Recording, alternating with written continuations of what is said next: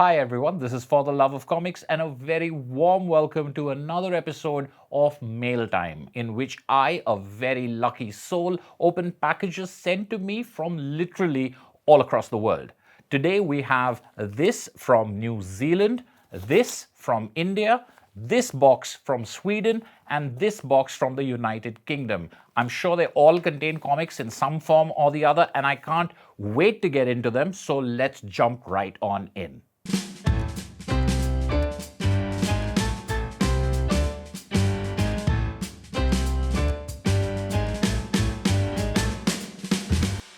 First up, we've got this sent to me by Sanid Asif Ali from Kerala.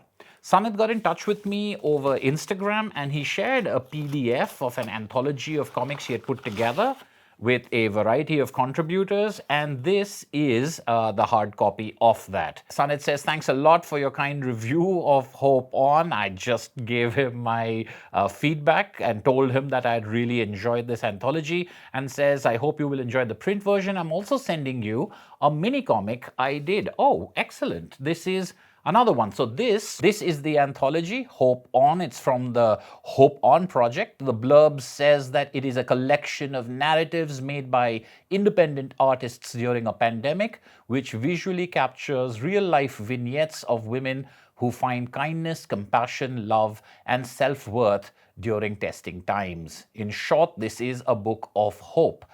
And that honestly is what I really enjoyed about this. This features, as one expects from anthologies, a variety of different art styles and writing styles. But what I really enjoyed about this collection was the sort of unfussy, unpretentious nature of each and every one of these stories. They seem very heartfelt. All of the stories, some to differing levels, have a tenderness and a heart in them that I thought was very honest, which I find sometimes in independent comics to be maybe a little lacking. Sometimes I think people try very hard to make things flashy or try to make things very edgy. The fact that, as the title of this anthology says, that this was unabashedly optimistic, unabashedly about hope and about finding strength, had this truthfulness that I really appreciated. It does feel very independent. It does feel very much like homemade zines, which are types of comics that I never actually get to read. So I really enjoyed getting that sort of experience. It's not as polished in some ways as one might be used to reading books from big publishers. And at the same time, this is a very well-produced zine. I mean, from the point of view of the printing, the production, and the binding, it is very high quality. None of which would mean anything if the stories inside it weren't worthwhile, which I absolutely find them to be. And I'm very glad to have a hard copy of this. As much as I enjoyed reading the PDF, I am a hard copy reader. And I also look forward to reading this mini comic, which again is excellently produced and seems to be based on the true story of a poet activist. I'll leave links to Sanid's Instagram and the Hope On project in the description of this video below. And thank you so much for sharing with me these wonderful comics. I look forward to reading them and sharing them with people I know. Next up, I have a piece of what I could call reverse fan mail, because this is mail from Dylan Horrocks in New Zealand, whom I am a big fan of. I raved about Dylan Horrocks' Sam Zabel and the Magic Pen in one of my recent videos, and I also talked about how much I enjoyed Hicksville, and Mr. Horrocks liked my video so much that he got in touch with me over Twitter and said he would be sending me some zines. Now, these are, I believe, zines that he publishes and sells in New Zealand and are very much the kind of independent comics that I wish I could find more of, the kind of comics that I found in India in the Indie Comics Fest, the kind of stuff that I think the Hope On project is also inspired by. Here we have a copy of Pickle, the little zine that I've heard a lot about because it does get mentioned in Sam Zabel and I believe in Hicksville as well as the little indie comic that Sam Zabel hasn't been working on because he's been working on a big superhero comic for an American publisher, and it's absolutely thrilling for me to get my hands on one of these issues. Alongside Pickle, I also seem to have received 2 issues of Darkest Dungeons, issue number 1 and issue number 2. I believe this is Dylan Horrocks' latest comic, which is being serialized in this zine form, and it seems to deal with Dungeons and Dragons, the playing of the game. It's not a I don't think it's a fantasy setting. I think it's a realistic setting about people who are playing D&D, which to me is terrific. First of all, because I get to have 2 issues of something that will probably be compiled later when completed into a full book. I very seldom get to experience comics at this level. And also, I am a fan of Dungeons and Dragons. So I've been playing D&D lately. So I really look forward to reading Darkest Dungeons. The only sad thing is that after reading these 2 issues, I'm going to be ready for more, and I don't know how I'm going to get my hands on more. But Mr. Dylan Horrocks, thank you so very much for these zines. This just absolutely makes my day. Now we move on to these 2 larger boxes. This one I've been waiting for at least a couple of months to open for an opportune time. This has been sent to me from Sweden by long-time viewer and close friend of the channel's Tommy Alatalo. I'm not quite sure what Tommy has included in this. We do chat every now and then in the comments, and especially on our Friends of FTLOC Discord server, which everyone should check out if you haven't already. And as I said, I've been waiting to get into this box for quite a while. It seems to be packed really well and with candy, a tradition that I think I'm beginning to really enjoy. Thanks very much. There's one thing over here.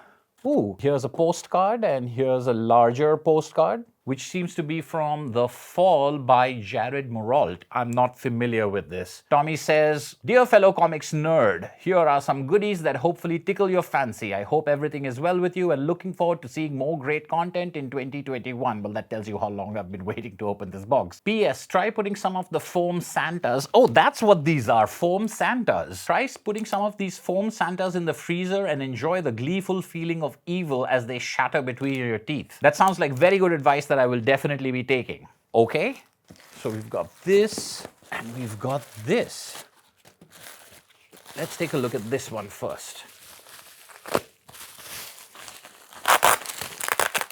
Comics by Jared Muralt. So here is The End of Bon Voyage and Hellship. This seems to be a World War II story. Lovely hardcover album by a writer-artist I don't know. These 2 books are by the same writer-artist, but in a very different style from what I can see. Beautiful. Thank you. And over here, where did I put my knife? This seems like another hardcover. Oh, I recognize this cover. Yes, this is Astro City Ordinary Heroes. This is a volume of Astro City that I've been missing and have been unable to get my hands on over here. This shows you how well Tommy knows me and this channel. Thank you so very much, Tommy. It's much appreciated. I really look forward to reading all of these. All right, now we get this stuff out of the way and move on to our last package. This comes once again, from Paul Hatcher in Northampton, the United Kingdom. Paul was the person who sent us our very first package for our very first mail time, and this seems to be becoming a habit, one that I heartily approve of. Thank you again, Paul. Let's see what you've sent us this time.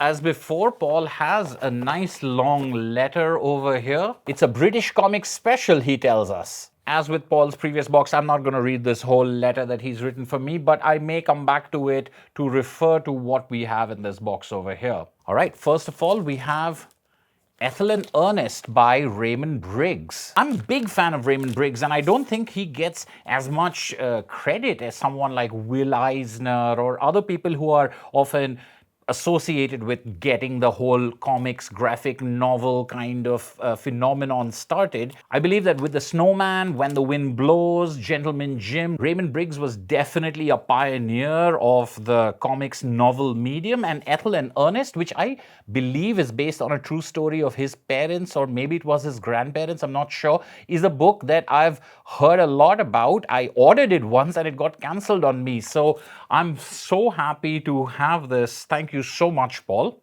Then we have, Issues of Strange Tales. These are, if I'm not mistaken, Marvel comics, but done by creators who are not usually known for making Marvel comics and superhero comics. For example, this is Stan Sakai doing a Samurai Hulk story on this cover. This looks like Peter Baggy. This is Paul Pope. Here's some comics by James Kochalka. A Fantastic Four story by Jeffrey Brown. I've read about this online. It's really a superb lineup of stars. Many of them my favorites. I believe there's a Spider-Man story by Jason in one of these issues as well. This is superb. Thank you. Let's see what else we have over here. Ooh. Alan Moore and Oscar Zarate's A Small Killing. One of those Alan Moore comics that I have not yet read. Honestly, I know very little about this story. It's never even been on my radar apart from showing up on searches when I'm looking for Alan Moore stuff. It's never been available around here. So once again, a comic that I would not or have not been able to get my hands on. Thank you. Also in this box seem to be, oh wow, old issues of 2000 AD, the seminal British comic. These are quite old. I think they're from, well, this one says from 1977, and these are from the 1980s. And each of these packets contains 4 or 5 of them, I think. Paul does share some personal anecdotes with collecting and reading comics as a child, and I look forward to reading these with that context. Here's some more. This seems like a magazine called Tornado with a little bit of cricket action at the back. Very cool. These deserve a little bit more attention than I'm giving them right now, so let me know if you'd like a closer look at these or any of the other comics that we have looked at so far.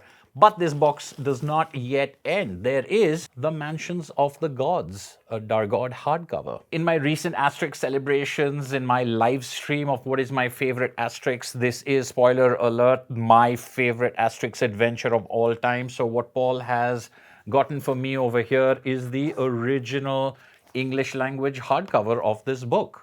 Thank you so much. We have more British comics. Here is Viz in a bag full of paperbacks as well as a hardcover over here.